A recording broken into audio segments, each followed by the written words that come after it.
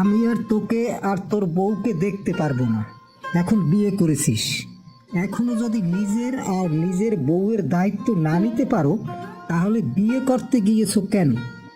এখনো তোদের ভরণ পোষণের দায়িত্ব আমার কাঁধে। এই নিয়ে তোর বউদের সাথে আমার রোজ রোজ ঝগড়া করতে আর ভালো লাগে না। এবার নিজেদের পথ নিজেরা গিয়ে দেখো।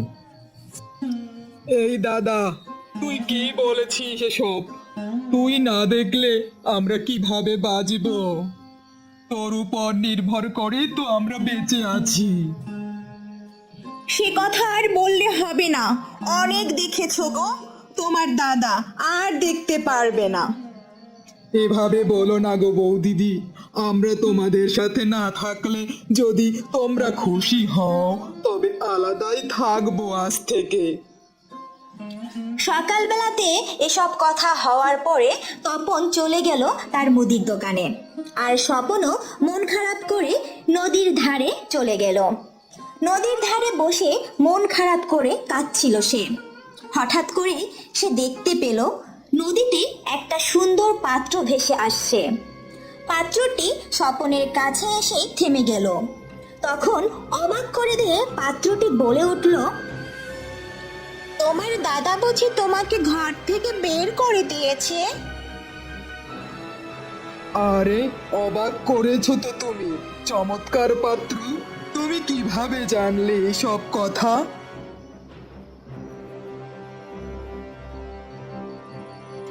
আমি তো এভাবেই নদীতে ঘুরে বেড়াই, প্রতিদিন কত মানুষকে যে দেখি হিসাব নেই। বিভিন্ন ধরনের মানুষ দেখতে দেখতে তাদের মনের খবর আমি সব পড়তে পারি এখন। একদম দুশ্চিন্তা করো না তুমি। আমার সাথে তোমার যখন একবার দেখা হয়েছে, এখন আর তোমাকে তোমার খাওয়া পড়া নিয়ে আর চিন্তা করতে হবে না। তুমি তুমি কিভাবে আমাকে সাহায্য করবে? তুমি তো সামান্য এক পাত্র। সামান্য নাকি অসামান্য তা তুমি প্রমাণ পাবে। এখন শোনো, আমি যা বলছি তোমাকে, আমাকে তুমি নিয়ে চলো তোমার সাথে। আমি এমনই এক পাত্র, যে পাত্রে তুমি যদি চাল ডাল দিয়ে খিচুড়ি রান্না করো তা হবে অমৃত সমান।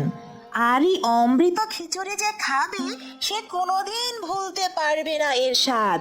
তবে হ্যাঁ, এই খিচুড়ি কিন্তু তোমাকেই রান্না করতে হবে, তোমার বউ রান্না করলে হবে না। সাবধান, প্রতিদিন কিন্তু একবারের বেশি এ পাত্রে খিচুড়ি রান্না করা যাবে না। এরপরে স্বপন জাদুর পাত্রটি নিয়ে বাড়িতে চলে গেল। বাড়িতে গিয়ে সব ঘটনা খুলে বলল তার বউকে। বউ তো মহা খুশি, সে তো আর আনন্দ কোনোভাবেই ধরে রাখতে পারছিল না। পরের দিন সকালে উঠে স্বপন সেই জাদুর পাত্রে খিচুড়ি রান্না শুরু করলো। খিচুড়ির সুগন্ধে সমস্ত বাড়ি ম ম করতে শুরু করলো। স্বপনের বউ মনোরমা জাদুর পাত্রে রান্না করা খিচুড়ি দুটো বালতিতে উঠিয়ে দিল। আর দুপুরের দিকে স্বপন খিচুড়ি নিয়ে গ্রামের বাজারে গিয়ে বসলো।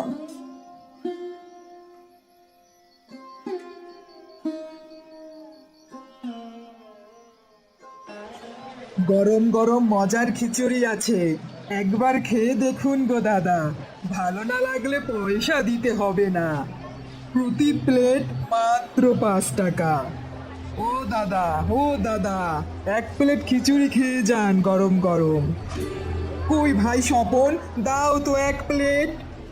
বাহ বাহ, এ তো দারুণ স্বাদের খিচুড়ি। কি খাওয়ালে গো? আর এক প্লেট দাও তো দেখি।